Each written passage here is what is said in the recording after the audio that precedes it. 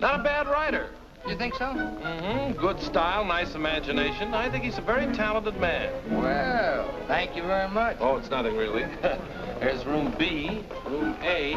I wonder where room E is. How should I know? Are you going to the Waterbury lecture? No, I'm not. Let's find out where she's going. Oh. Excuse me. I'm sorry. Where's the Waterbury lecture, do you know? Aren't you Owen Waterbury? Yes, I am. How do you do? Follow me. Where are you taking us? Room E. Are you a student or a teacher? I'm a student. Oh, advanced or beginner? What do I look like? Well, You look very advanced to me. Ah, Mr. Waterbury, good evening. how do you do, Mr. Gilbride? You're right on time. We almost didn't get here. I was doing his laundry, and we had to wait for it to dry. His underwear is still wet. I brought a friend, Mr. Ronnie Hastings. Oh, how do you do, Mr. Hastings? Hey, let me get you a chair. No, never mind. I'll sit in the bleachers.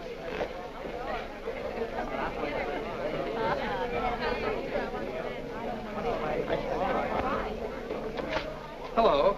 Hello. You going to be a writer, too? I hope to be someday. Well, this lecture should help you a great deal. He's a great writer, isn't he? Oh, yes. Of course, he gets most of his ideas from me. Excuse me. Yes? You're sitting in my seat. Oh, I'm terribly sorry. Good evening, Miss Gaylord. Hello, Mr. Scott.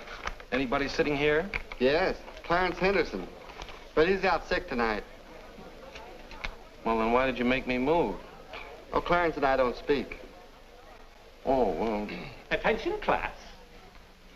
As I promised you, our guest speaker tonight will be none other than Owen Waterbury, author of the new bestseller, Last Year's Love. Mr. Waterbury.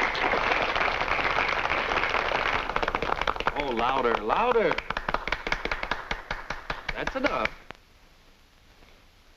I understand that most of you hold all sorts of jobs during the day, and yet you've been studying the technique of writing in the evening.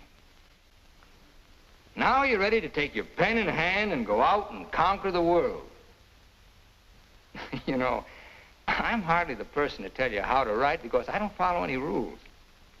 Today, the writer is asked to keep one eye on the bestseller list, the other on art. That's divided loyalty, and that makes for dishonesty. I must confess, I've been guilty of this dishonesty, too. But now that I've made my position secure, I'm going to try to write a really good book. No more bestsellers, but something that I hope will be a piece of great writing. You know, good writing, fine writing, is here and here. The dictionary is filled with all the words you need, but unless the mind and the heart find those words for you, you better leave them in the dictionary. He's so brilliant. Shh, shh. Because a writer, fundamentally, must believe in himself. That's half the battle.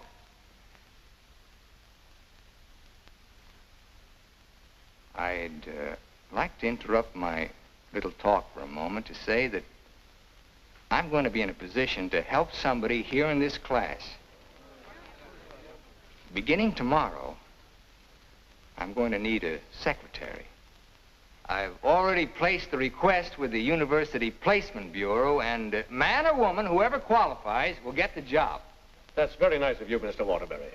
Well, it's not a big job, but the surroundings will be wholesome.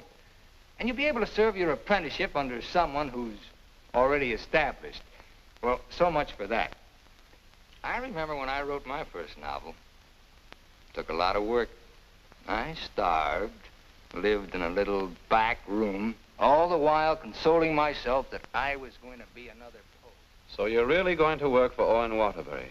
Well, I was offered the job by his personnel manager.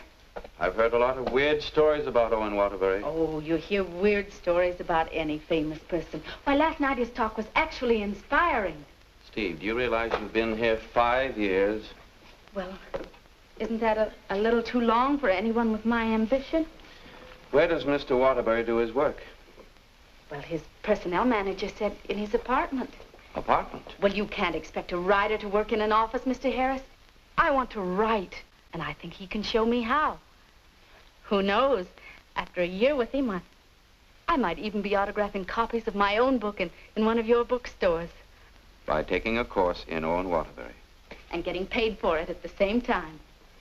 I'm going to miss you, Steve. Oh, no, you won't. After a week, you won't even know I've gone. Not true, but good luck anyway. Well, I could make a big speech, but I think you know how I feel about everything. You've been wonderful to me. I understand. Steve. Yes? Call me sometime, will you? We'd like to know how you're getting on. I'll call you tonight, after I get the job.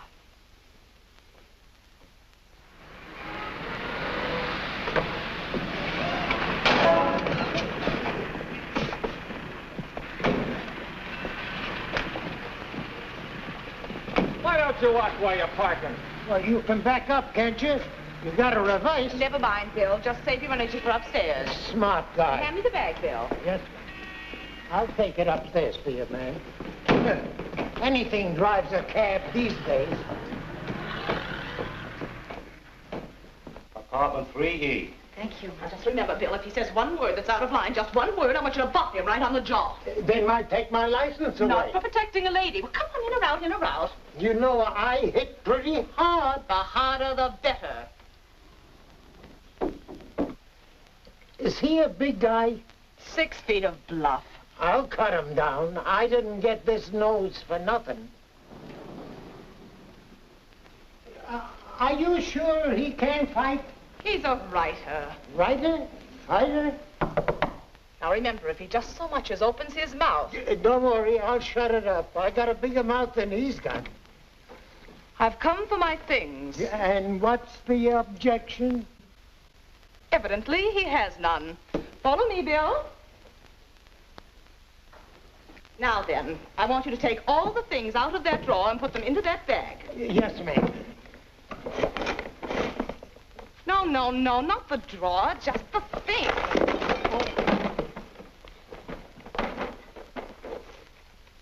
Oh, come in. Come right in. That's right. That's Mr. Waterbury's former secretary. She quit this morning. Won't you sit down? This is my mink. And how? Mr. Waterbury gave that to her as a Christmas bonus. My typewriter. Well, that was sort of a New Year's bonus. My aujourd'hui. She brought her own aujourd'hui. My pot. She cooked once in a while. My bourbon. She drank a little. My cigarette box. She smoked, too. My lipstick. Shall we adjourn to the library? Your frankfurters. Goodbye, Mr. Waterbury. Good thing you didn't open your mouth. Thank you. Come along, Bill. Don't bother with your inferiors. And now, miss, what can I do for you? This is your new secretary. Oh, yes, you're from the Kilbride School. Yes, I am. Say, look at that. She knocked over a bottle of ink all over the carpet, and it's going to be hard to get out, too. Oh, would you try cleaning it up, please, Mary? Not me. The landlady says I'm not to clean up any more messes. Just do my regular work and get out of here. Excuse me. Would you like some help? Oh, thank you very much. Say, you're going to work out fine. Here, Ronnie.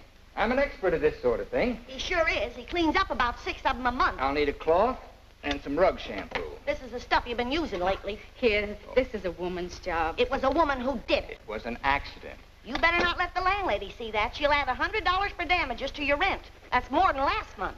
Oh, I got some on my dress. Oh, look, why don't you work on the rug and I'll work on your dress? Why don't you two work on the rug and I'll work on her dress? I'll work on my dress. I'll work on the kitchen. Do you like hot dogs? Occasionally, yes. Fine, we'll have them for lunch, and for dinner we'll have steak. Lunch? Dinner, why? I haven't even been interviewed yet. What's your name? Stephanie Gaylord. What do your friends call you? Steve. Oh, that settles it. I think she should be hired. How are you on shorthand? 120 words a minute. Do you do laundry? From my own, generally. Well, you're going to have to learn to do silk shirts, 120 a minute. I'll do the cooking. And eating. Do you live here, too? No, I live next door. But he hasn't been there since July. That's because I have no kitchen. Well, we share our kitchen on a cooperative basis. He cooks and he eats. You know, Owen and I went to school together. I was in kindergarten, and he was in the 8th grade. Then I went to high school, and he was still in kindergarten. And then I studied piano and became a character in every Waterbury book. And what were you in last year's Love? I was the chorus girl who studied piano and was very bitter about the world. Where'd you work before? Who, me? I was secretary to Charles Harris. He owns the Harris bookstores all over the country. And how is Mr. Waterbury's latest novel doing? Second only to the Bible. Oh, well, he won't like that. You married, Steve? No, I'm not. Please, Ronnie, I'm not interested in whether or not Miss Gaylord is married. Oh, no. My biscuits are burning. I've had married secretaries before, and, well, their husbands were a little troublesome. They were murder. His working hours are very peculiar.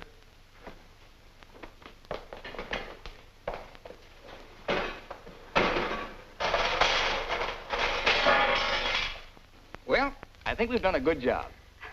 I had such a different impression of what this job would be like. Oh, today was an unusual day. But after this, there'll be no more distractions. I'll go. We're going to work in an atmosphere of dignity and culture.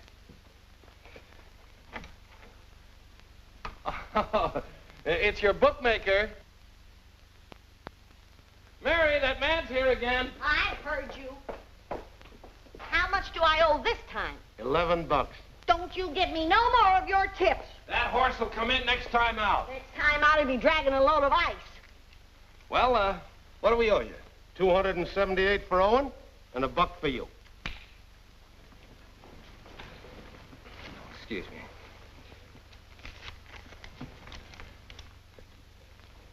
Here you are. I'll have to owe you mine till next week. You want to wager today? Well, I haven't looked them over yet, but I'll give you a call. And no more 50-cent bets. The boss don't like them. Where was I? You were telling me that everything here was dignified and cultural. Oh, yes. Now, Steve, about your other duties. I'll go. Did you just have an interview with my daughter, Mary Hastings, about a secretarial job? Why, yes.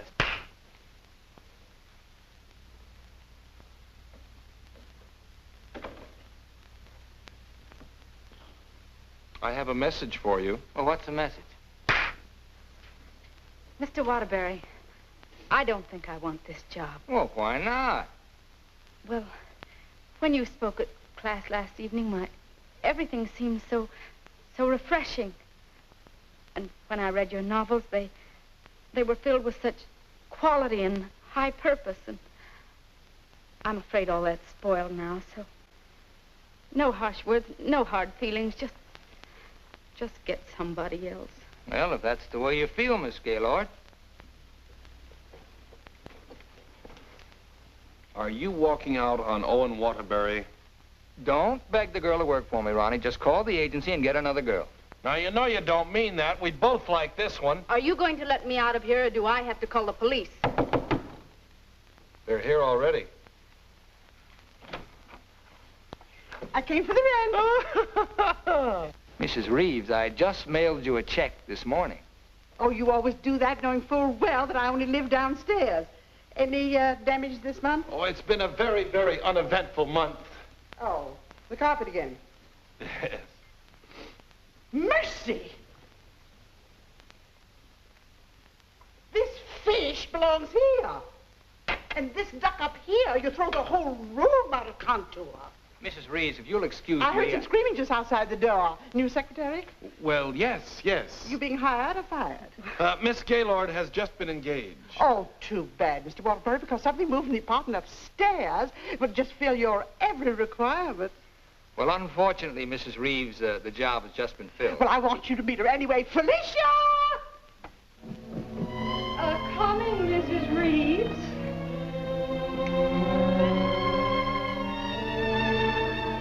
Felicia Adams, I want you to meet the famous Owen Waterbury. How do you do? Him.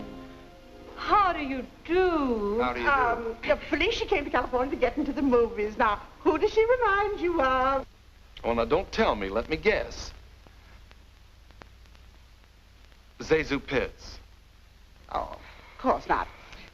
Felicia, in addition to being a secretary, is a very good actress, aren't you, dear? Take off your coat and let them see.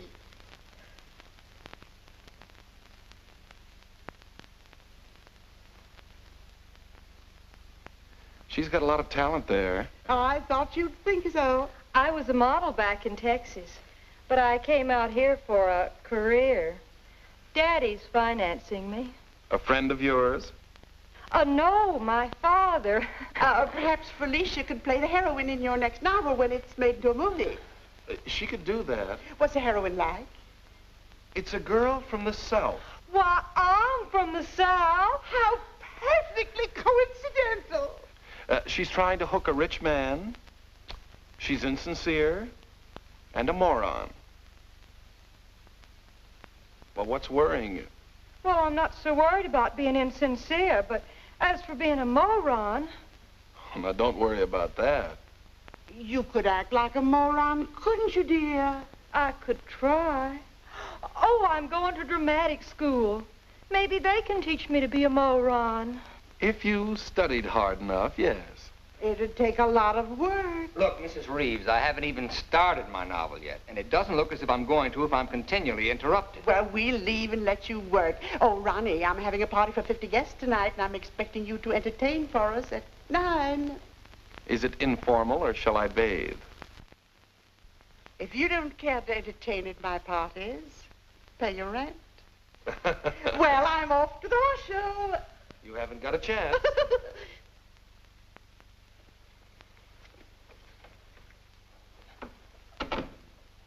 You know, ever since her husband died and left her 7 buildings, she's been a peeping Tom. Now, come on, Steve, let's you and I prepare lunch. Look, I stayed only because I didn't want to cause a scene in front of your landlady, but I'm really leaving now. What an idea. What an idea.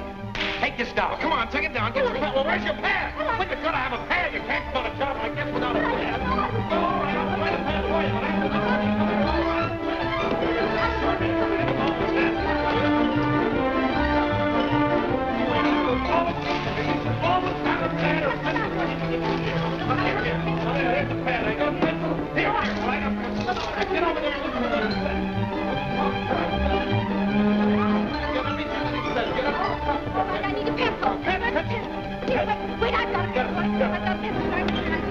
Call this notes on my new novel. That's all for now. Tomorrow morning at 10 o'clock.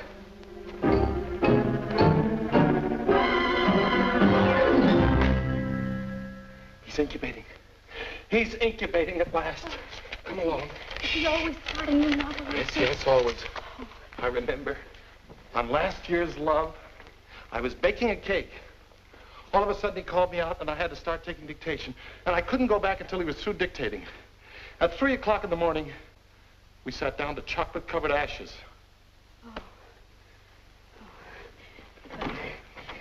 Well, I'll see you at 10 o'clock in the morning.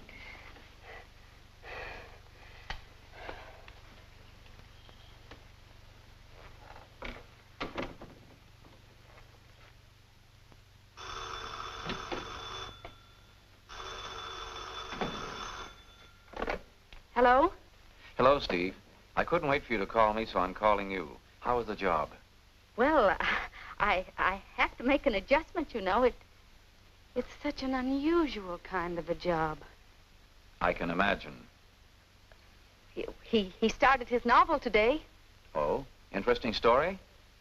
Well, he didn't get very far into it, but I'm sure it's going to be wonderful. He seems so excited about it. Look, Steve, let's have dinner one night this week. Well, I'll call you the first night I have free.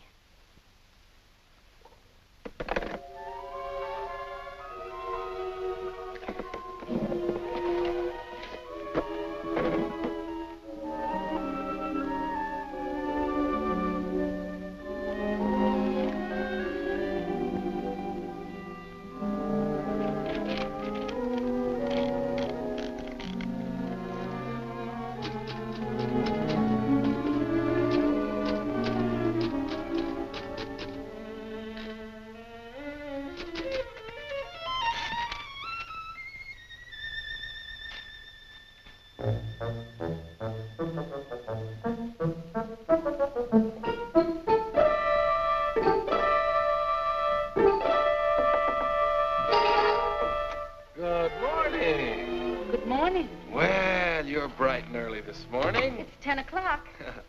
Say, did you ever think how you'd look in mink? Well, I see you've got your pad. Keep your pencil poised. The genius is still dressing. I'm making potato pancakes for luncheon. He's in a sour cream mood today. If you need anything ironed, I'll be in the kitchen ironing. Well, Good morning, Steve. Good morning. Right on time. Let's see, where did I leave off yesterday? Notes on my new novel. Yeah. I'll go.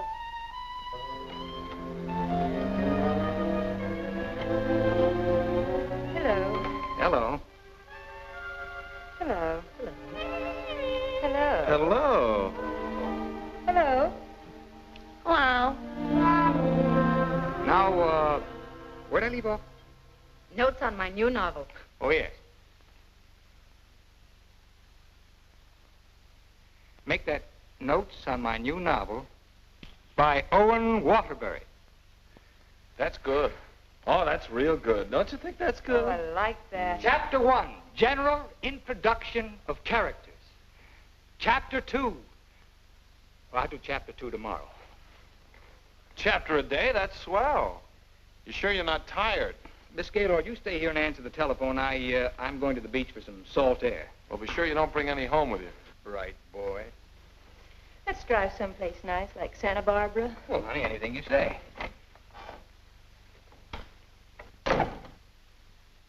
Don't pay any attention to him. He's just trying to make you jealous. Jealous? Well, what makes you think I'm even interested in him? You know, for a secretary who's just been given the day off, you're awfully annoyed. Annoyed? Of course I'm annoyed. I just don't want to sit here doing nothing. I came here to work. I came here to do nothing, and now I'm working. Look, if you get paid for idleness, grab it, you fool. There goes another one.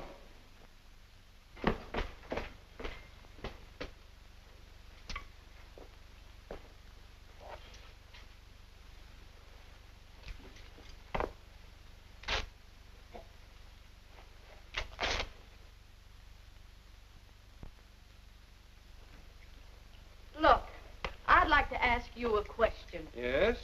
Does Mr. Waterbury intend to write a book? That's a very interesting question. Waterbury's a genius.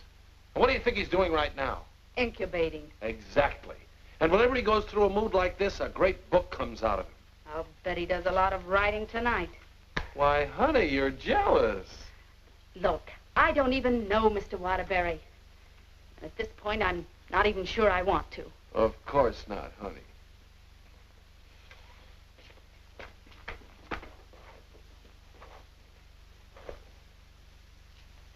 Say, can you tell me what I'm doing wrong? Everything. Here, let me have it.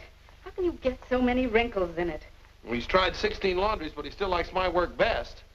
These are good shirts. We're good shirts. You know, I just thought of something. What? I must be going out of my mind. Why? Well, I went to night school for a whole year to learn to be a writer. And here I am doing a guy's laundry. Oh! It's not done yet.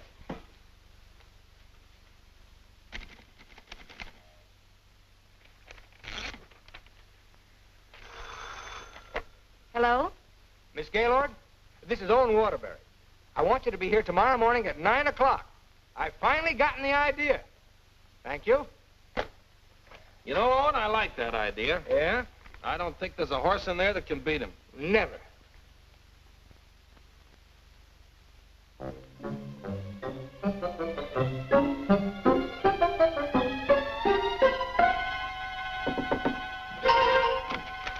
Morning. Morning. Oh, leave your coat on, Steve. The taxi will be here in just a minute. Got a pair for her? Well, she can use mine. Where are we going? To the races. The race. Haven't you ever been? Never in my life. Swell. Always lucky the first time. Come on. But what about that idea you had last Oh, that can wait till after the third race. Look, I got a horse in here. Look, Mr. Waterbury, I don't think I ought to go along. Say, are you complaining about being paid to go to the races? Come on!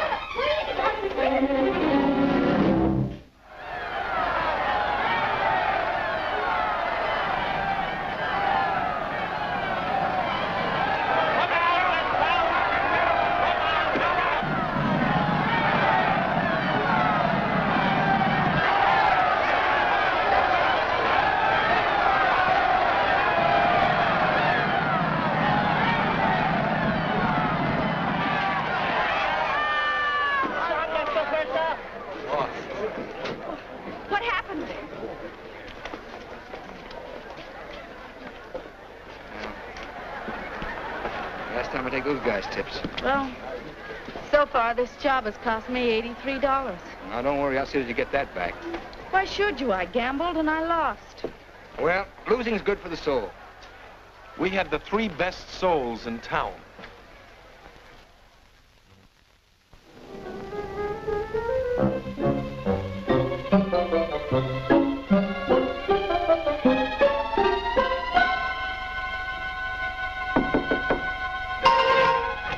Good morning. Morning. Well, leave your coat on, Steve. The plane leaves in 35 minutes. Plane? Where are you going? Las Vegas and get back your $83. Las Vegas? I can't go to Las Vegas with you. Well, are you objecting to being paid while working? Paid? I don't think I can afford to work for you much longer, Mr. Waterbury. Oh, Steve, it only takes an hour and a half to fly. And catch the evening plane back, you're home in time for dinner. With tons of money. No, I won't go. I just won't go. No, please. Please put me down. I'm not going to.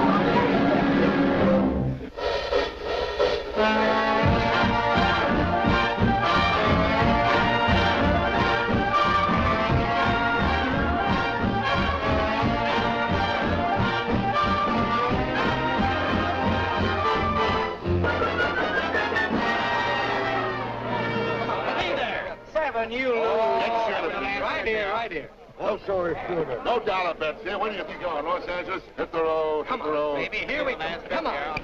Oh, the easy way. Oh, what is your point? Hard way. 4, the hard way. Hard way 4. Hard way 4. Baby, here it comes. There she is. 4. 7, you lose. 7, you lose. Standing on my right again, huh? When are we leaving, Mr. Waterbury? Leaving, I'm stuck 3,000. But you said we'd catch the midnight plane. There'll be another plane at 2, darling. Next shooter, please. Grab the next shooter. Come on, let's go. I thought working for a writer was going to be so uplifting. Perhaps you lose. Perhaps you lose. See what you did? But I didn't do anything. She didn't mean it. What are you grinning about? I'm betting on crabs. Everything was going to be so intellectual. Perhaps again. Go ahead, lady. Are you doing that on purpose?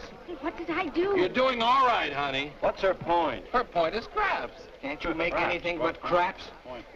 I was going to meet only literary people. Craps, Nick.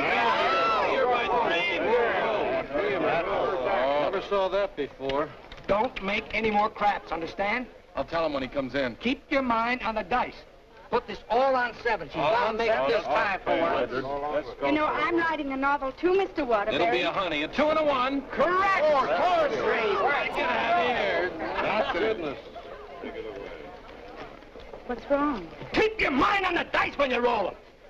How dare you speak to me like that? Just for that, you roll your own dice. Craps again. $80, Rich. Come on, bring it in. Over here. Come on, lad. Money. Gaylord. Steve, where are you going? I'm going home, and I never want to see you again. You're a fraud, Mr. Waterbury, a cheap, egotistical fraud, and your whole existence is something I want no part of. I'm sorry I even met you, because you've spoiled something for me. You've spoiled my impression of Owen Waterbury, the writer. Steve, look, you can't go home alone. I'll take you home. Steve, please sit down, will you? I want to talk to you, please. Steve, honestly, this gambling, it's an insidious thing. It changes a person. I'm really terribly sorry. Well, then why don't you put a stop to all of this and get down to work? I guess I'm afraid. Afraid of what? I'm afraid I'm not the great writer I started out to be. Instead, I'm just a commercial hack. Oh, no, you're not. Didn't you see how everyone at the university treated you with awe and respect? Why don't you write another love story? I'd be going backwards. Backwards? Stick to your last. You know the story of the clown who always wanted to play Hamlet? If you keep telling yourself you're a failure, you'll be one. If I try another love story, will you work for me? If you work, I'll work for you. Thank you. I'm poor again. I just switched to 7s.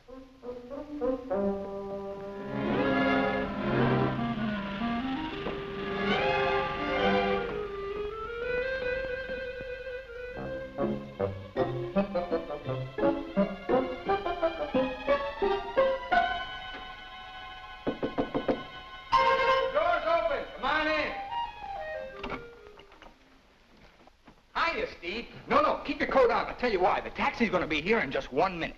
What? Oh, don't worry. We're going to work, but let's do it at the beach house, huh? He's superstitious, honey. He starts all his novels at the beach house. But why the beach house? Did you like last year's Love? Very much. Well, most of last year's Love was done down there. Well, shall I take the typewriter? It'd be a nice idea. Ronnie, will you stop teasing the girl? I'll be dictating today. Come on, Steve.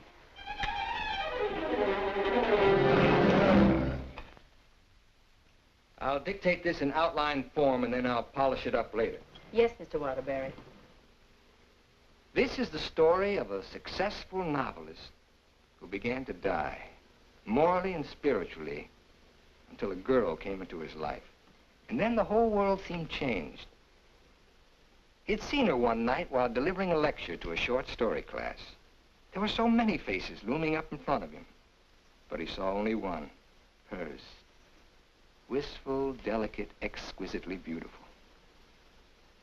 Without her knowledge, he arranged to make her his secretary because in that fleeting moment, in that single instant, he knew he was desperately in love with her. One day, he asked her to go to his beach house and work there because he wanted very much to tell her the way he felt, but he lacked the courage. Mr. Waterbury, Miss Gaylord, when I'm working, I don't like to be disturbed. Sorry. Where was I? He wanted very much to tell her how he felt, but he lacked the courage. Oh, yes. Now here she was, seated before him, tender and fragile as a poem. He had looked around a corner, and there she was. Oh. What's the matter? Oh, I broke my pencil. Oh, here you are. Let's continue. He was tempted to take her up in his arms and sweep her to the summit, but he didn't dare. He knew very little about her, yet there was nothing else he needed to know. As he strode up and down the room dictating, he looked toward a polka dot necktie. What's the matter with you? Nothing. Oh. Where was I? Polka dot necktie. Oh, polka dot necktie. He was impressed by the loveliness of her hair, her soft blue eyes, her delicate mouth. A breathing, living thing that made him exalted and inspired. He wanted to take her in his arms and smother her with kisses and drown himself in the beauty of her soul, but he was a coward. How do you like it? It has possibilities. Suddenly he threw caution to the winds. Leaned over and kissed her. She melted in his arms and offered no resistance. Wordlessly, they held one another in silent embrace. Oh! You've got the wrong girl, Mr. Waterbury. I'm really leaving you this time, and don't you ever try and get in touch with me again. I don't even want my salary check. You can save it for the next victim. And if I ever see one of your books again, I'll burn it!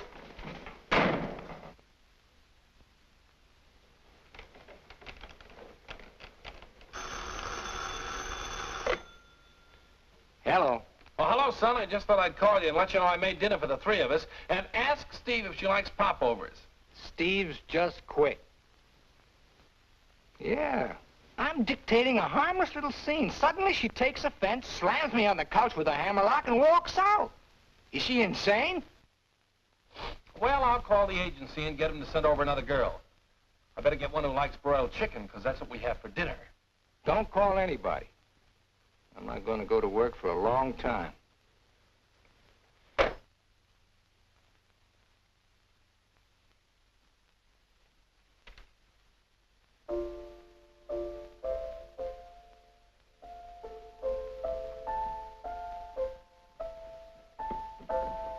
Come on, will you get out of here so I can wash these keys? I'm composing. Composing? I haven't heard a good song out of you yet. That's it. Give me that again. Thank you very much. What are you calling that thing? I got a cold in my nose. Come on, sing it. Oh, Mr. Ronnie, Oh, don't be silly. I just want to hear the quality. Snip, snip, here's a handkerchief. Ka-choo, ka-choo, gesundheit to you. Let yourself go and blow. Oh, let yourself go and blow. Sad, ain't it?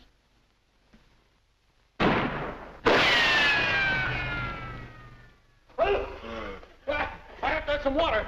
Some water. Water in the kitchen. Well, I can't go in there. The place is on fire. Here, listen to it. Oh. You and your cooking. You and your popovers, they don't pop, they explode. Call the fire department. The fire department, they just put water over everything. I can't.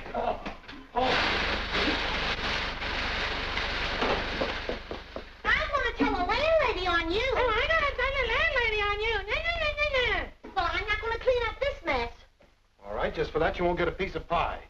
What's in that garbage can? Pie? 30 misses out of 31 tries.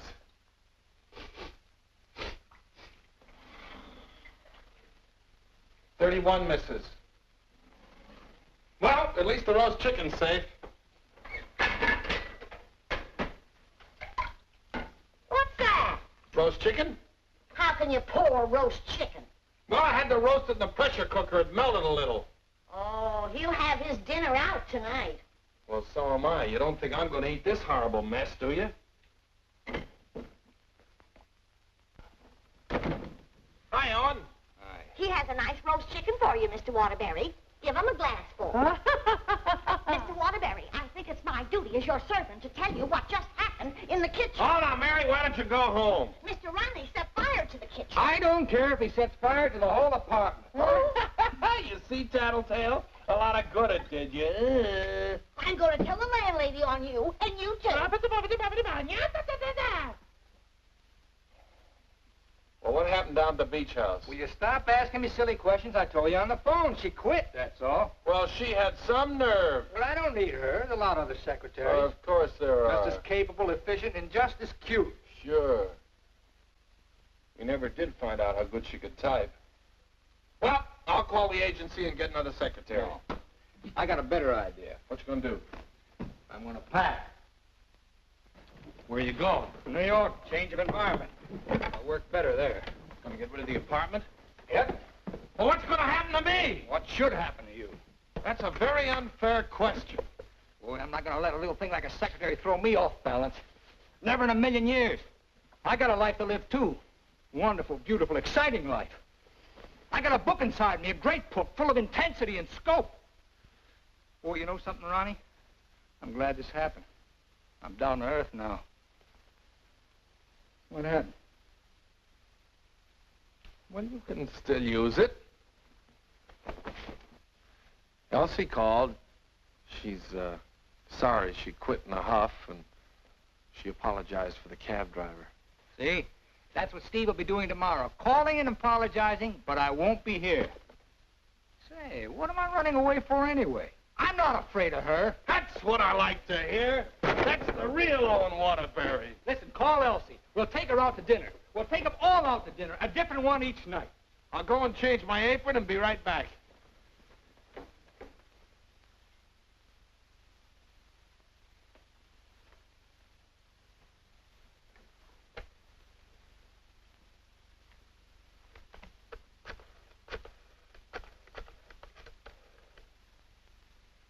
Brian Detective Agency? This is Owen Waterbury. Yeah. Look, I want you to shadow a girl for me. Stephanie Gaylord. Now, let's all try to have a good time tonight, okay? I'm willing. Are you, Ronnie? I'm willing. Good evening, Mr. Waterbury. Hello, Francois.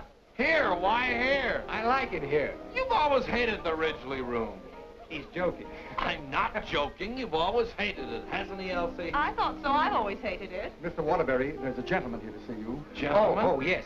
Ronnie, will you take Elsie to a table, and I'll join you in just a minute, huh? All right, but don't leave us. Don't stick Elsie with the check again. Antonio, table 3. Table 3. Where is he? Alcove 2. Oh. Good evening. Is that the gentleman? Yes, sir. Hello. Did you send me that message? Yes. Bryant Detective Agency. Devon is the name. Well, how'd you find her so fast? That's my job. There she is, right over there, with a man. Who's the man? I don't know. Do you want me to find out? Of course I do. All right, I'll start shadowing both him and her. I want you to find out everything you can about her. I think she's in love with him. She your wife? No, my secretary. I get you. Look, I want nobody to know about this. Don't worry. The way I operate, even you won't know about it. Can you check her pass for me? It'll be expensive. Well, why? The unknown quantity. We've just finished checking on a girl. Took us a year to get her pass caught up with her present. Do a good job. I will. Take care of my check. Cigarettes? Yes, give me a pack, please.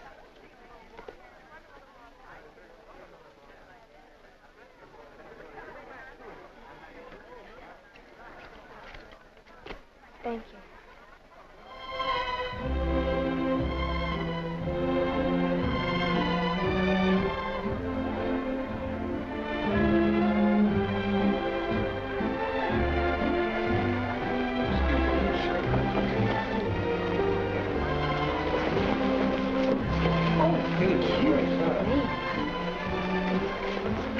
Oh, excuse... Hiya, Steve. Hello, Ronnie. Don't talk to her. I'm mad at her. Oh, I forgot. Good evening. Good evening. You know him? Uh-huh. He's my new boss, Your new boss. What's his name? Charles Harris, the bookseller. That's Steve's old boss. He's not so old. How dared you go work for him? Listen, Shakespeare, I'll work for whom I please. Well, did you have to pick on her old boss? Didn't she pick on mine? When Mr. Harris called the employment agency, he asked for somebody with literary experience. How did you qualify? You used to work for Waterbury. Steve, with her principals out with her ex-boss. What about Elsie? Who's she out with? We're talking about Steve and her principals. Leave mine out of it. You know, I bet Harris hired you just to spy on me. Well, you're not very complimentary. I happen to be an excellent secretary. When did you learn to type, dear? Has he been questioning you about me? Only the normal questions about my experience. You didn't talk, did you? Ronnie, will you stop looking at everything as one big, long laugh? Oh, I've got a laugh for you, lover boy. What? They're going to be married. They're what? They're going to be married. Where are you going? I'm going to talk to her. Your order, please. A broiled chicken. Yours? Well, I'll have a glass full, too. Hello. Good evening. Mr. Harris, Mr. Waterbury. Well, congratulations. I just heard the good news. What good news? How about you marrying Stephanie? May I dance with the bride? That's entirely up to her, isn't it? May I? Thank you. Not at all. So she decided to get married to the wrong guy. Are we going to dance, or are you going to dictate a novel? Oh, now why should a nice, intelligent girl like you marry a man she doesn't even love? For your information, I'm not marrying anyone. Oh, well, now I respect you. You respect all girls who decide not to get married. Going back to work for him? Is this a quiz, or are we going to dance? Well, it could be both. Say, how would you like your old job back? Better terms? Not interested. I'll throw in a bonus. Marriage. Mr. Waterbury, you talk about marriage as though it was something cheap and vulgar. Who else but Owen Waterbury would invite you out for the evening and dance with another girl? I would. Say, why don't you pay him back and dance with Mr. Harris? I wouldn't think of dancing with my boss. This is me you're talking to, remember? Well, I mean, not till I'd worked for him. For a few days. Well, that's a nice sentiment. Steve, you're in my arms at last. I'm holding you at last. We're dancing. You may be dancing, but I'm holding you. Oh, like the tide, you go out, but you also come in. Owen Waterbury, you're the most maddening man I've ever met. Listen to me, Steve, I love you. Everything I dictated at the beach house I meant, but it was too much of a coward to say it out. I love you, Steve. Marry me. Take a chance. This is me, the author with beautiful words, but I'm stuck. All I can say is, I love you. Marry me. Your chicken, madame. And your chicken in the glass, sir.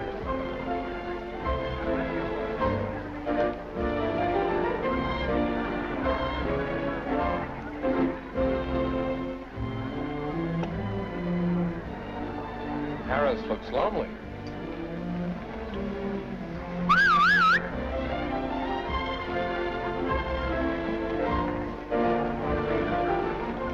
Oh, Mr. Harris, this is Ronnie Hastings. How do you do? Won't you sit down and have a glass of broiled chicken? Thank you. I think I will.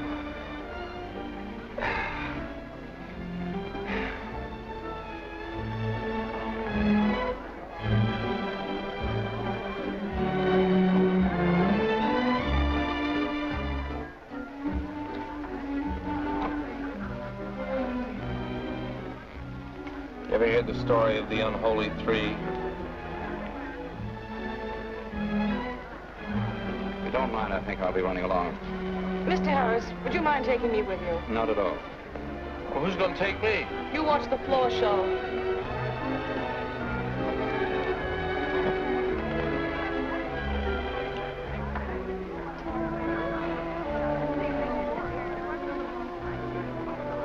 Want to dance? I love it.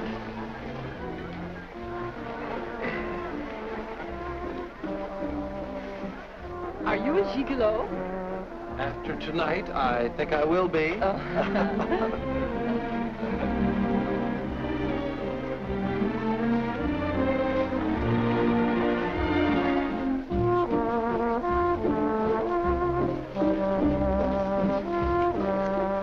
Isn't life strange? When one gets up in the morning, one never knows what one will be doing in the evening, does one? Oh, dear.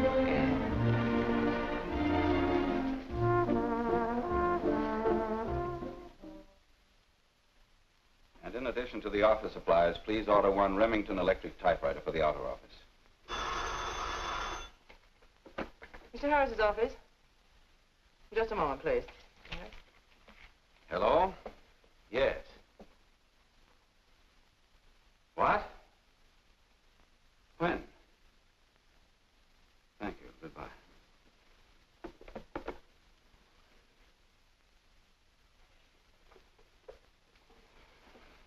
What's the matter? Is anything wrong?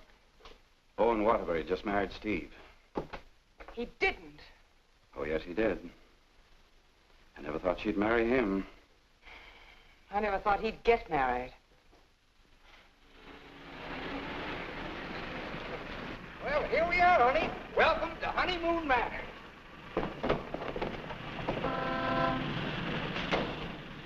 Congratulations! Hi, Ronnie. May I be the first to kiss the bride? Or am I the first? I'm not a very wide-awake bride. Honey, let's get some sleep, and then we'll go over to the beach house, huh? How long you been driving? 24 hours. Las Vegas and back. Oh. Hey, whose bags are these? Oh, those are Felicia's. As soon as I told her the news, she decided to move out. It's a good idea. Darling, this is quite a threshold. 3 stories up. Well, we can use the threshold upstairs. Oh, good idea. Hiya, Felicia. Congratulations. You did very well. She certainly did. I'll get you moved in as soon as I get her moved Okay. out. Why don't you try the building next door, dear? Driver, old lady's home. Whoop. Hello, Mary. Oh, I'm so happy for both of you. Well, thank you, Mary. Very sweet of you. Yes, darling. Hello, darling. Hello, dear. Votre bagage, madame et monsieur? I made a wedding breakfast. Spaghetti and meatballs. Look, Ronnie, well, I know you're trying to be helpful, but, well, this is our honeymoon, and, well, we'd like to be alone. Oh, sure, sure. Say, Steve, be nice to him, will you? He's my only means of support.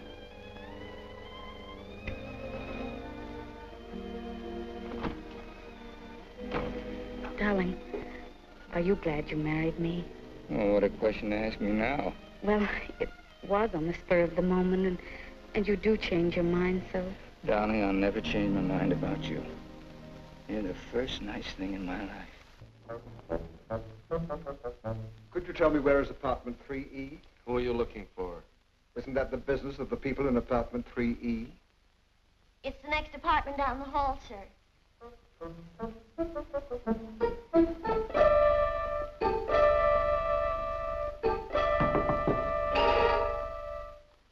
I beg your pardon.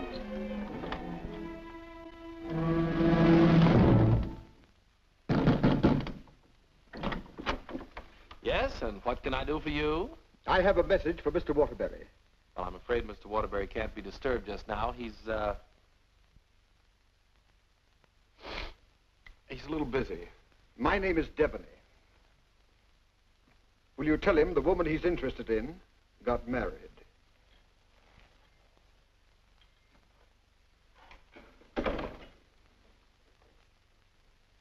Hey, Owen! You got a minute? Ronnie, what is it now? There's a fellow was outside, said his name was Debney. He had a message for you. I don't know any Devneys. He said the party you were interested in got married. Well, congratulations. So did I.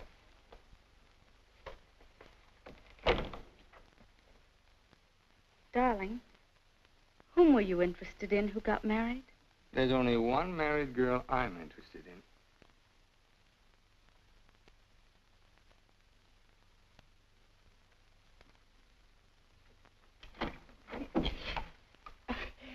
You tell Mr. Waterbury I want to see him right away, and I mean immediately. Owen! Horrible Hannah's here. We call you that affectionately, dear. Now what is it? Oh, excuse me. I didn't know your secretary was working late. They're married. Married? Well, as his wife, she might as well be in on this. Just what can I do for you, Mrs. Reeves? I've come for the rent. But I paid you the rent on the first, Mrs. Reeves. I've had to make a new rule, Mr. Waterbury. I don't take bad checks. When'd you make that rule? Since you moved in. Darling, do you happen to have $485 in the bank? I think so. Well, could you write me out a check till I get this thing straightened out? I can't understand how my account got so low. That's $6,000 for the crap game? Oh, yes. And the $2 for the marriage license? One has to live. Thank you, dear. Thank you, Mrs. Waterbury. I never thought I'd ever call anybody Mrs. Waterbury.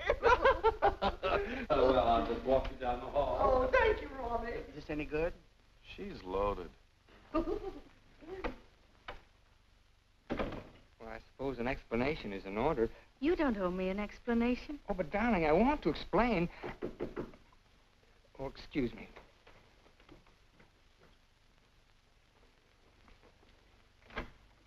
Hello, Owen. Oh, hello, Dick. Congratulations. We just heard. Well, thank you, Bertie.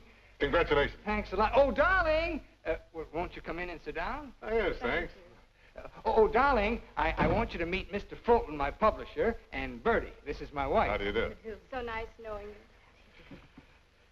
Owen, you're not thinking of a prolonged honeymoon, are you? Oh, no, we're just going down to the beach house, and, well, I thought I'd dictate my honeymoon. Good idea. You know, there's a deadline on that novel. It's got to be made. You know why. Well, I'll have it ready, Dick. I'll count on it. Would you like a drink? No, no, thanks. We're double parked downstairs. Come, dear. How's Ronnie? Oh, still eating. Same old Ronnie. Yes, Bertie's told me about Ronnie. She says that when he dies, he'll ask the crematorium to baste him slowly on both sides. You know Ronnie? Oh, of course. I was once Mr. Waterbury's secretary. Well, thanks an awful lot for coming, Dick. Happy honeymoon. Thank you.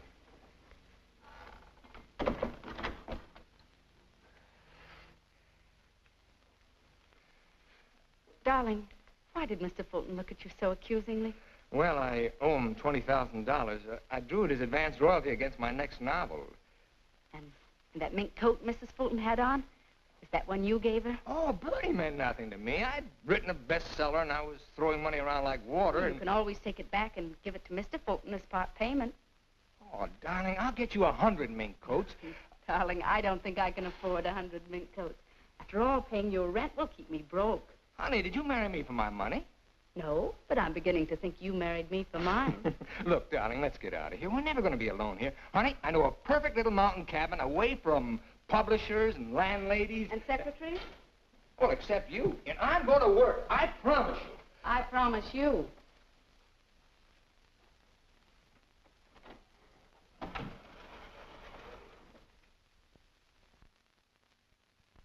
How long did you work on this book, Owen?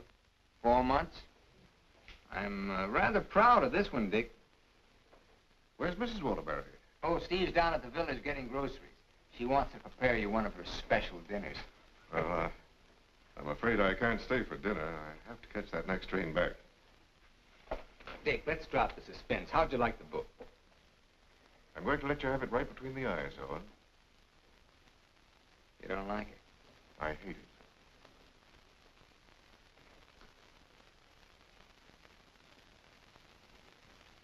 It's just about the worst piece of drivel I ever read. Why, if I were to publish this, Owen, it would ruin you. Fortunately, I found another book to use in its place. What's the matter with me, Dick? Am I through? Of course not. Every top-flight novelist has a bad book in him. But how am I going to pay you back your money? Well, don't worry about that. I'm sorry, Owen. Darling, I got some of that wonderful venison. Why, hello, Mr. Fulton. It's so nice seeing you again. Miss Waterbury? Do you like venison? Well, I'm afraid I can't stay. Oh, why not? I got some very important business in town. Well, I'm very sorry. I was going to fix you one of my special dishes. Oh, I'm sorry. Well, some other time. Goodbye, Mrs. Waterbury. Goodbye, Mr. Fulton. Goodbye, Owen. Goodbye, Dick. He doesn't like it. No? Do you think he's right? He's always been right. Until he married Bertie. Oh, what's that got to do with it? Well, maybe he's changed. Ever think of that? Maybe he sees you through different eyes. Oh, you talk like a fool. Owen, let's face it. Your book is now being published by a man who sees his wife in your arms on every page. He thinks that girl in there is Bertie in you. You're a child. Bertie meant nothing to me. He doesn't realize that. And he's still a human being, even if he is a publisher. And he's a man. Let's get away from here tonight. Tonight? Owen, you blame me, don't you? Oh, not really, Steve. It's just that it's so distracting to have a man's wife as his secretary, too. I've got to try another book fast, and now I'm going to have to get myself another secretary. So I'm fired, is that it? Oh, Steve, it'll be better for both of us if I work by myself. It'll give you a chance to work on your own book. I'll make dinner.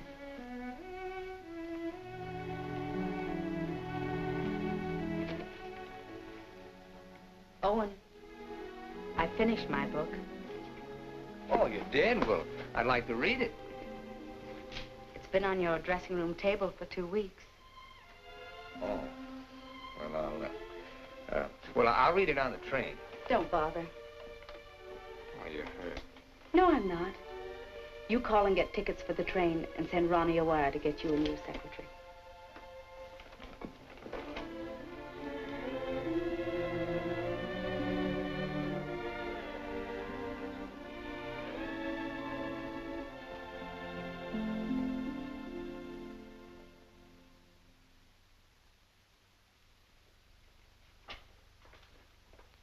Oh, hello, Mrs. Waterbury. Hello, Elsie. Mr. Harris told me you phoned in from the station. Did you have a nice honeymoon? Very nice, thank you. It must be lovely up at the cabin this time of the year. Yes, it is. A Waterbury original? His last. Steve. Hello, Charles. Sit down, won't you? Thank you. Oh, you're looking fine, fine. Well, 4 months of the outdoor life. None the worse for it. Charles, I want you to do me a favor. This is Owen's latest book. Fulton doesn't like it. I want you to read it and let me know what you think about it. I'll try to be as objective as possible. You will be, I know.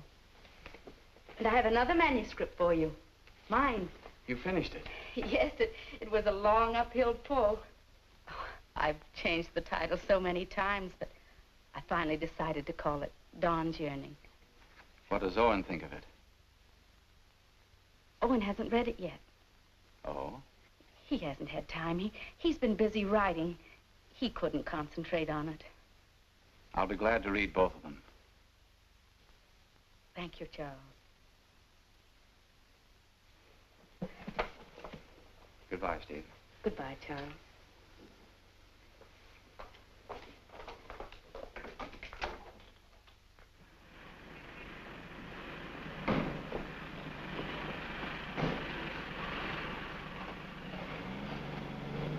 I was on the 3rd floor, but I can't find the Waterbury apartment. Well, here's Mrs. Waterbury.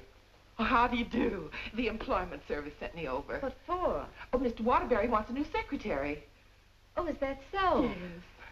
Well, follow me. Oh, thank you. I know it's going to be so exciting working for Mr. Waterbury. Oh, just love it. I know I will. You know, this is such a rush call, I hardly had time to dress. You're dressed beautiful. Oh, thank you so much. You know, I make my own clothes. Oh, really? Yes.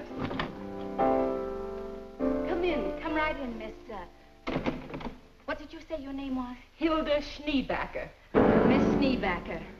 Owen, darling, this is your new secretary. How do you do? This is my husband, Owen Waterbury, and this is Ronnie, our next-door neighbor. How do you do? Can I get you something to drink? Have you any beer? Well, I should say we have. And we have pretzels, too. You know, I could just drink a barrel of beer. What did you ask for on the phone? I thought they knew our account. Dope. Oh, don't bother.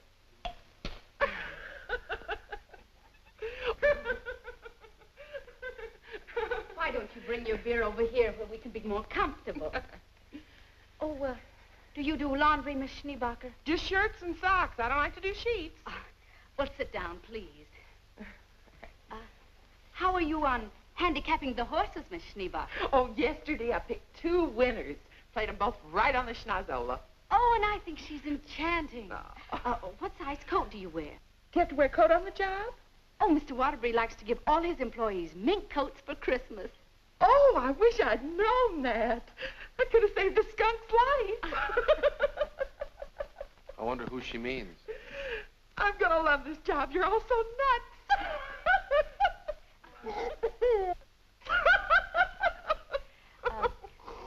Do you object working late hours, Miss Schneebacher? Not at all. A room with a girlfriend. I haven't seen her since New Year's.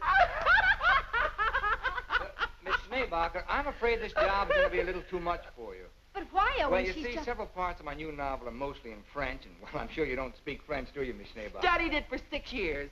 Once I had a French boyfriend. We had no trouble. Yes, but how's your shorthand? Shorthand? I don't take shorthand. You don't take shorthand? Well, no. The agency said this was strictly a typing job. Oh, no. This is mostly a shorthand job.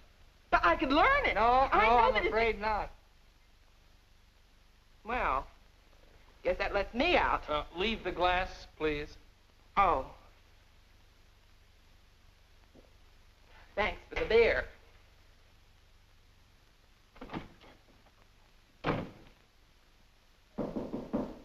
That must be the next one. The next one?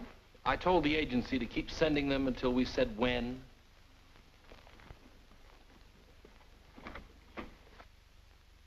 How do you do? Is this apartment 3E? Yes, it is. Does a Mr. Owen Waterbury live here? Yes, he does. I'm Owen Waterbury. Oh, Mr. Waterbury, the agency sent me. Dawn O'Malley. That's right. Won't you come in, Miss O'Malley? Thank you. Won't you sit down, Miss O'Malley? Thank you. Oh, this is my wife. How do you do? How do you do? You take shorthand, of course. Yes, 120 words a minute. Oh. Do you speak French, Miss O'Malley? Mon mère, elle était française. Et mon père aussi. Vous avez raison, elle est pas pour le problème. Dites-moi, mademoiselle O'Malley. Are you married by any chance? Yes, I am. But the divorce comes final next week. I see. When would you like me to begin? You have begun. Oh, thank you. Steve, shall we prepare lunch and leave them alone? I think they'd like to get to work. All right.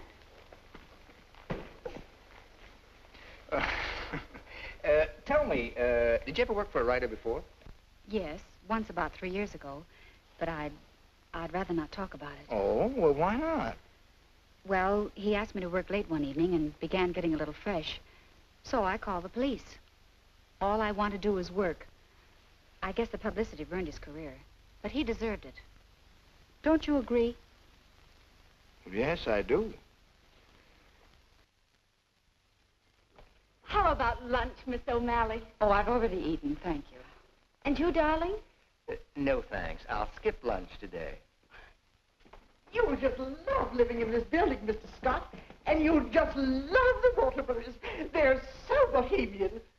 Crude. I'll go.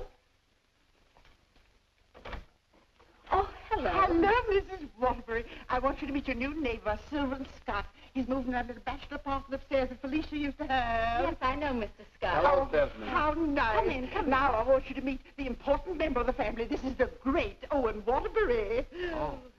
How do you do, Mr. Waterbury? And How do you do? This is The horrible Ronnie Hastings. Hello. new secretary. Yes, she was just hired and I was just fired. Mr. Scott's a writer, too. My building will be just crawling with them. Yes, Mr. Scott and I went to night school together. We sat next to each other. Mr. Scott used to be a ball player. Just look at those shoulders. And they're not padded either. Well, what do you know? Sylvan writes that wonderful radio program called John's Mother's Lover. John's mother's sweetheart. Oh, yes. Tell me, confidentially, is John's mother going to marry her, sweetheart? No, John's father objects. John has no father. Oh, poor John. Sylvan, you'd better rush upstairs and start to work on that radio program. You mustn't neglect John. Well, I'm in a little trouble. You see, my secretary just got married. Oh, what on earth are you going to do? I don't know. I could help you, Sylvan. You, Stephanie? Yes, you see, I was Mr. Waterbury's secretary before he married me. That's right, you were. The marriage was a bonus. Oh, when could we begin? Why don't you just say, I've begun? Ronnie, dear, would you get me some shorthand books and some pencils? How much do you think you'll be giving me tonight? Why, we may be working most of the night. Oh, that's just ducky. I'm used to working at night. Goodbye, darling. Don't work too hard. I won't. Come on. Oh, thank you, Ronnie. Bye. Well, I seem to have fixed everything up. You certainly have. Well, I guess I'll run along. Must you go? I was just poisoning the tea. Oh, Ronnie, you're such a kidder.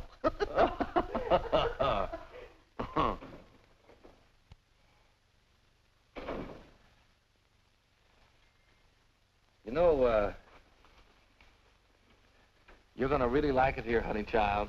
Watch your hands. I don't tolerate familiarity from anybody, and I mean anybody. I once ruined a man's career, and don't you forget it. Miss O'Malley, you may have the day off. Why don't you make it a year? But I haven't even begun yet. Oh, that's all right. You get paid just the same. Oh, well, all right. What time tomorrow? Oh, any old time. Suit yourself. But I don't understand. Well, how about noon? All right. Thank you.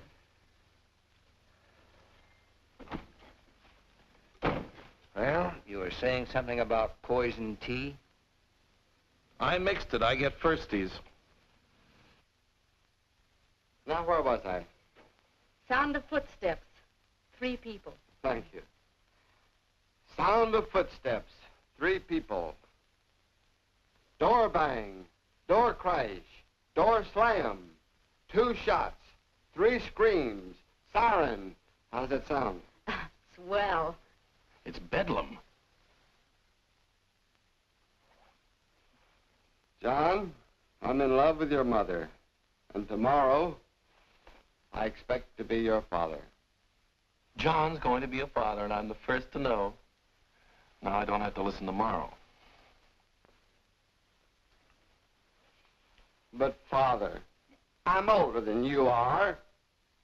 John's older than his father?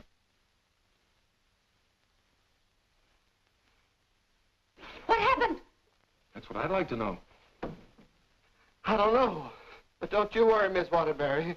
I'm not going to do anything.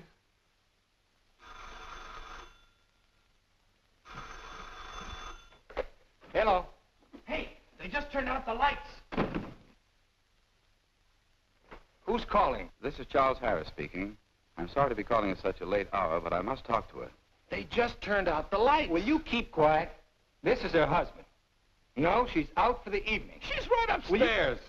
And I don't know when she'll be back. Didn't you hear me? I said they just turned out the lights.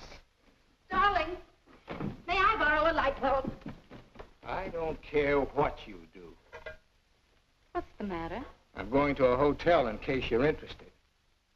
I'll go to a hotel. After all, this is your apartment. No, it isn't. You pay the rent. Ronnie, will you take this up to Mr. Scott, please? Oh, and you can't possibly be jealous of that man upstairs. Why, he's utterly harmless. Boy, you really had me fooled. Why do you say that? Charles Harris just called.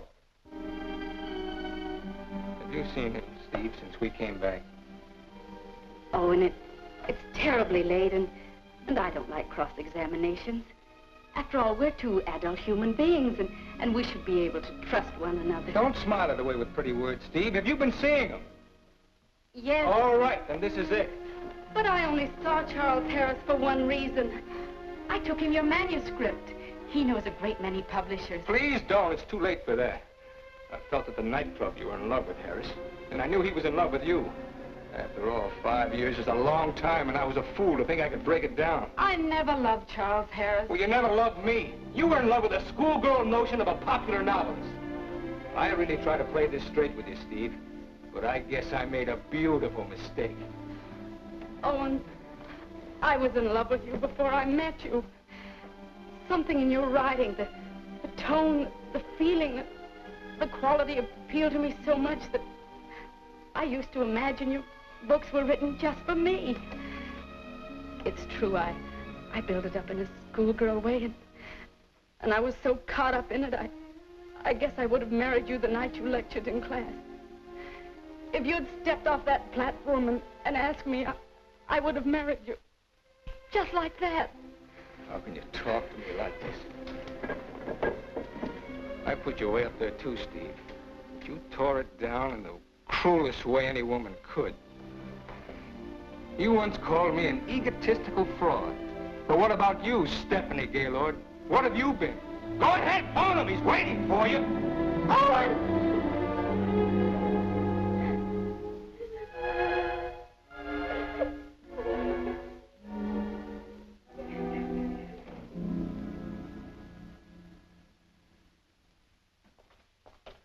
Good morning, Mrs. Waterbury.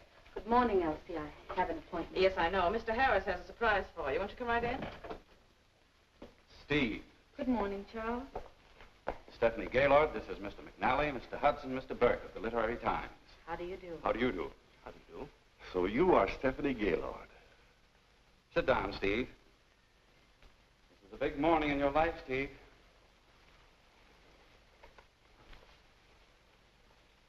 Mr. McNally is head of the publishing house in New York. He flew down this morning. That's why I called you so late last night. We've read your book, Miss Gaylord. How long have you worked on it? About 5 years. I'm recommending it for the McNally Winslow Award for first novel by an unknown. I didn't know you were going to show my manuscript to anyone. I couldn't do anything else after reading it. But don't you see what this will do to Owen? What has Owen got to do with it? Well, Owen's the big guy in my family, and his novel's just been turned down. And if this happens on top of that, it would just about destroy him. He has to have a sense of importance. He's lost all faith in himself. You mean your husband would feel a sense of competition with you? You don't understand, Mr. McNally. Owen's in trouble. And as his wife, I have to help him climb out of it. Steve, I thought you wanted to write more than anything else in the world. I thought so, too, before I married Owen. What about Owen's manuscript? Did you read it? Yes, it isn't bad. It's good. But it doesn't have what this has. This has greatness.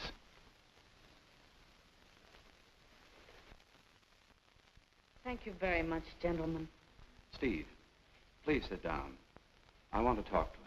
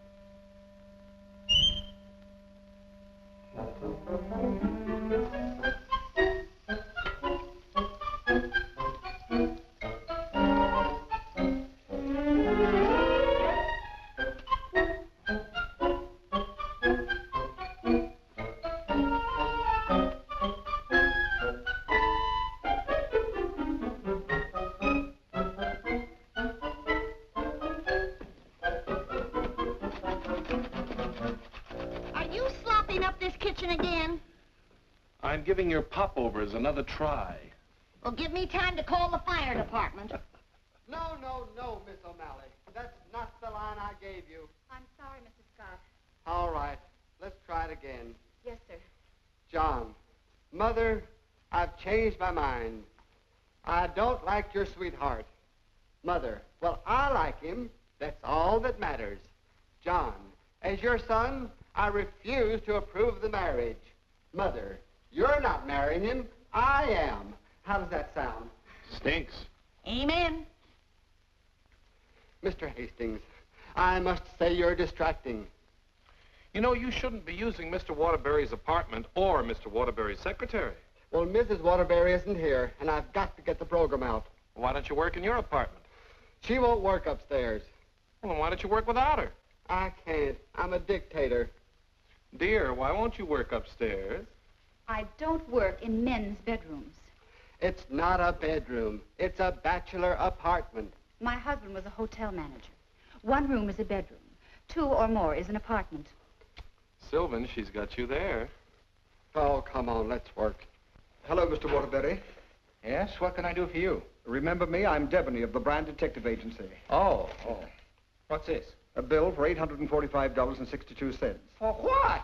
For shadowing and delving into the past of one Stephanie Gaylord. But I married her. We've shadowed married women before. Hi, Owen. Get rid of this guy. You want me to call the police? I am the police. What's this doing here? That's my laundry. Do you expect my wife to do your laundry? Hey, that's a little large for you, isn't it? That's Mrs. Waterbury's laundry. That's mine. Well, take it and get out of here. And as for you, Mademoiselle O'Malley, you're fired for taking dictation from somebody else. Well, that suits me just fine. I wouldn't work for you even if I did like your horrible writing.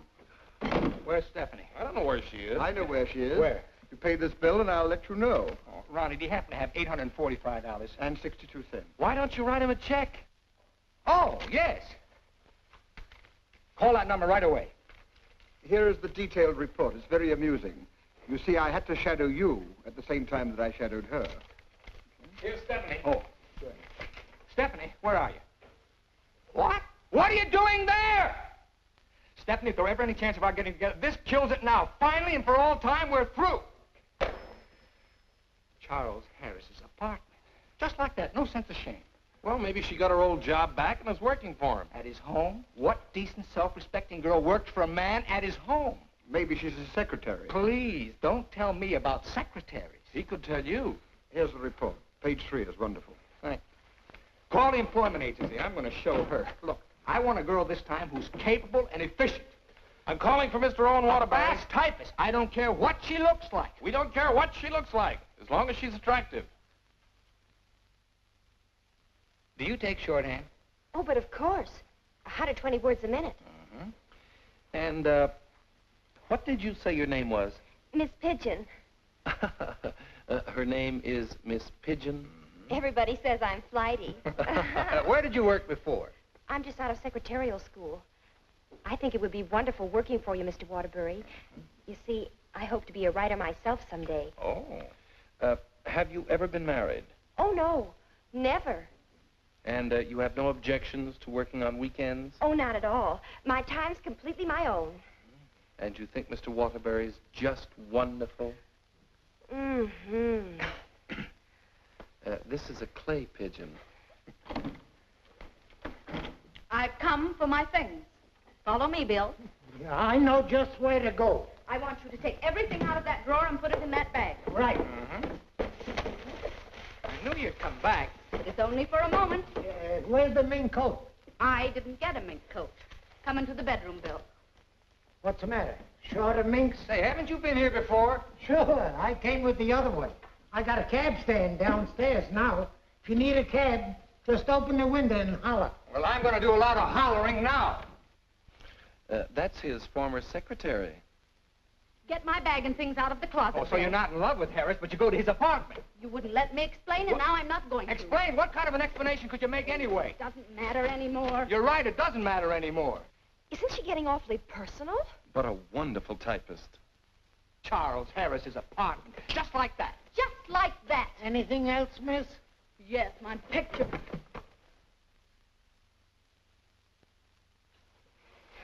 If I were a man, If you were a man, I'd ask you to step outside.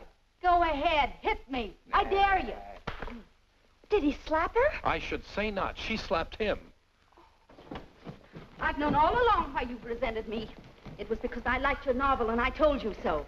You think you've wasted your time. That's your tragedy. My only tragedy is you. I'm going far, far away from here, and I'm going to write a book about you. I'm going to call it The Heel and His Victim. That's a very horrible title. It'll do. Goodbye, Owen Waterbury. And don't you ever try and get in touch with me, because I want no more of you. And that goes for me, too. Where's Miss Pigeon? She, flew the coop. Where do you think Steve's going? I think she's going to marry Harris. Harris, I'd like to see that little worm. I'm going to. Now, where are you going? I'm so mad I could get married. You know, I think I'll have to. Well, whom are you going to marry? It'll be a female. That's about all I can say.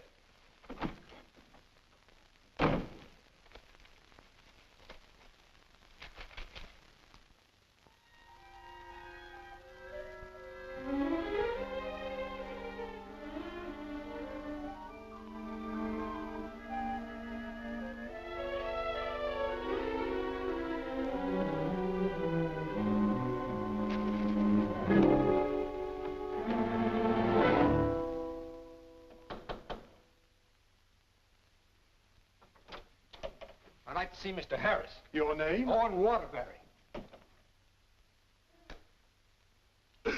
Excuse me, sir. And excuse me. I didn't mean to disturb you and my secretary. Your former secretary. Oh, I didn't know you were in the middle of dictation. Your sarcasm is quite uncalled for. Of course, I don't have to tell you what I think of a man who behaves this way with a secretary. You keep out of this, Elsie. Look, Charles and I are going to be married. Congratulations. What? Just where does that leave my wife? How do you suppose she's going to feel about this? She's in love with you, you know. You never deserved as fine a girl as Stephanie anyway. You know, Harris, I've always wanted to tell you that I really think you're a crude person. Your motives are very obvious. You've given me a lot of grief ever since I married Stephanie, and I came up here to tan your hide. So put up your hands and defend yourself like a man. Oh, you can't nobody's hide. Oh, listen to me, you fool. Why do you think Stephanie came up here in the first place? Because she wrote a novel and Harris wanted to have it published. But she didn't want that.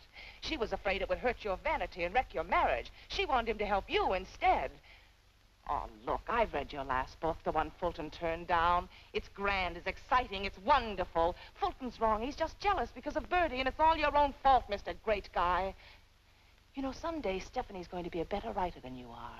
That's my opinion, and you've always valued it.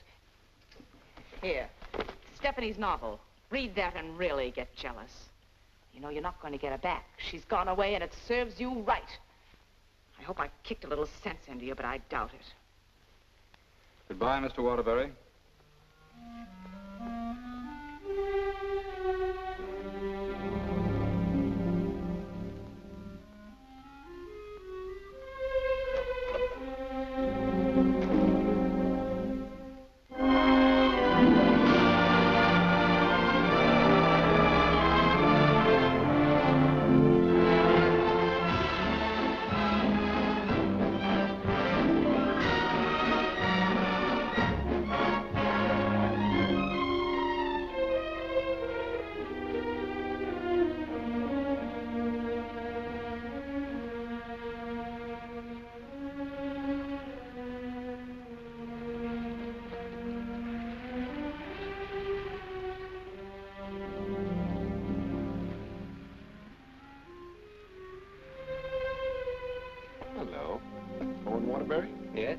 got to serve you with these papers. What for? Suit for divorce from Mrs. Waterbury. Thanks.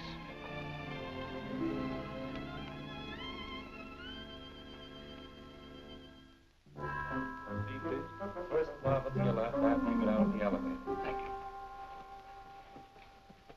you. Oh, mine's 3. What's yours, please? 4C. Isn't that Sylvan Scott's apartment? Oh, is it? I didn't know who lived there, but I'm his new secretary. I see.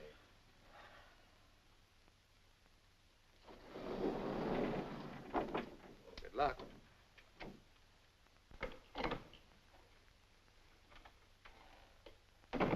Hello, Mr. Waterbury. Hello, Mary.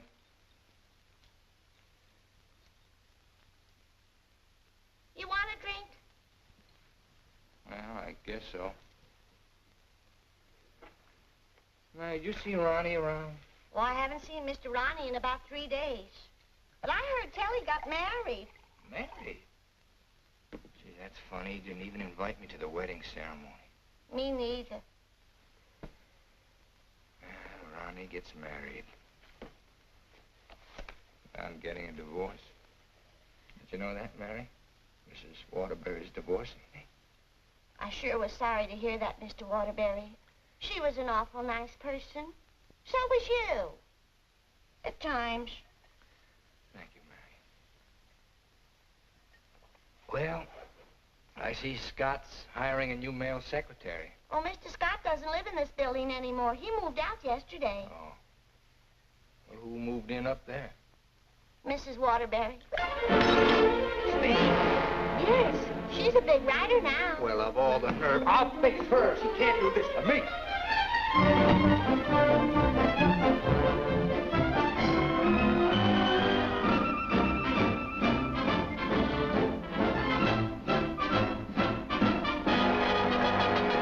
Come in. Yes, what can I do for you? Out. I said get out. But I don't understand. Don't you listen to him. This is my wife. You're his wife? I'm trying very desperately not to be. Didn't you get the divorce papers today? You're still my wife until the final decree, and that takes a whole year. Are you still here? I said get out. Mr. Simpson, you come back here tomorrow morning at 9 o'clock. You'll come back here never. If I find you here again, I'll throw you out on your ear.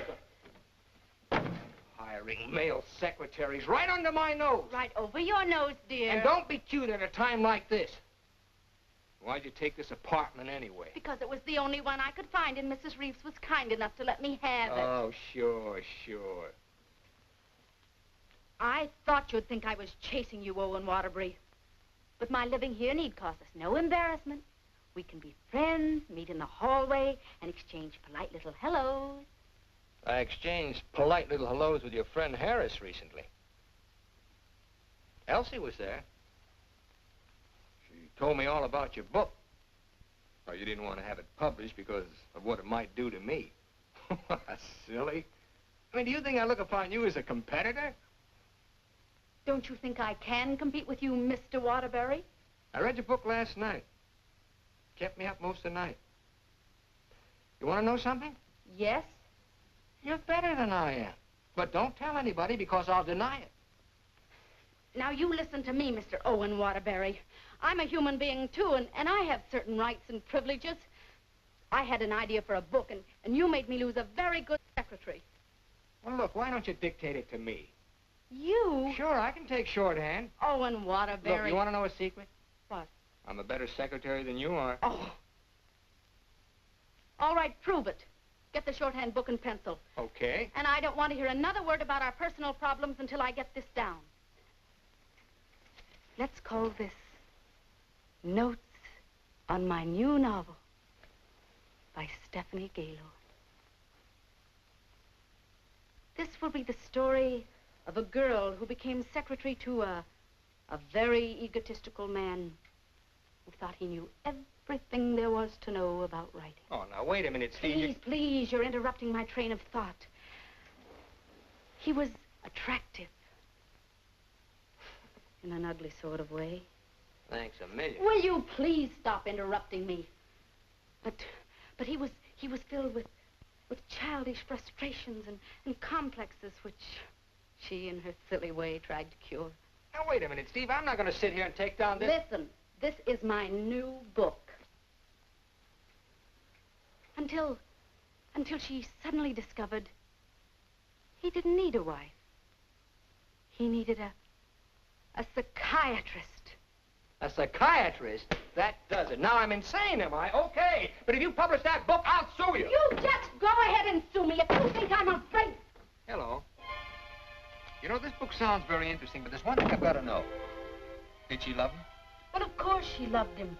She loved him deeply, devotedly, desperately. Then why didn't you say so? I've come for the rent. Ronnie is your new landlord. Oh, no. That vase belongs up there. And this belongs